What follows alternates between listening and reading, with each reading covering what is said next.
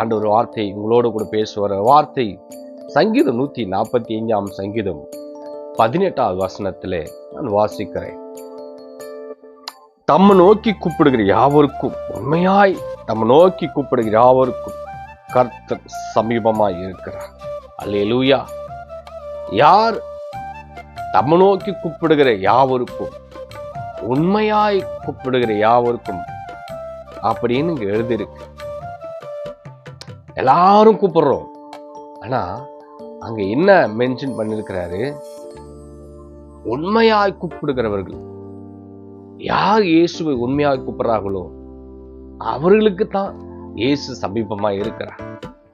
இன்றைக்கு உங்கள் வாழ்க்கையில நீங்கள் உண்மையாய் கூப்பிடும் பொழுது உங்களுடைய வாழ்க்கையில இயேசு சமீபமா இருக்கிறார். நீங்கள் ஆண்டவர் நோக்கி கூப்பிடும் பொழுது உங்களுக்கு அவர் சமீபமா இருக்கிறார்.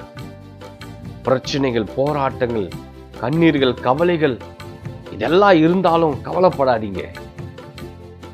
ஆண்டவர் இதற்குத்தான் இன்றைக்கு இந்த வார்த்தை சொல்ற, நீ இயேசுவை கூப்பிடு.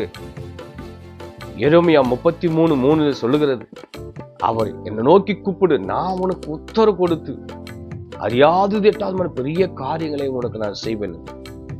இயேசுவால கூடாத காரியங்கள் ஒன்றுமே கிடையாது. அதனால நீங்க இயேசுவை கூப்பிடுங்க. இந்த நாளிலே அவர் உண்மையாக கூப்பிடுங்க. அவரே உங்களை வாழ்க்கையிலே சமீபமா இருக்கிறார். அற்புதங்களை, அதிசயங்களை செய்வார். உங்க வாழ்க்கை வித்தியாசமாய் மாற்றுவார். உங்களை உயர்த்துவார். குடும்பத்தை உயர்த்துவார். பிசினஸ் உயர்த்துவார். அல்லேலூயா. உங்க ஜெப வாழ்க்கை உயர்த்துவார். ஆவிக்குரிய வாழ்க்கை உயர்த்துவார். நீங்க நல்லா இருப்பீங்க.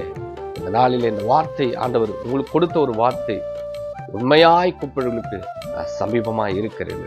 அல்லேலூயா. கர்த்தர் இந்த நாளிலே வார்த்தை மூலமாய் தேவன் உங்களை ஆசீர்வதிப்பாராக. God bless you. Amen.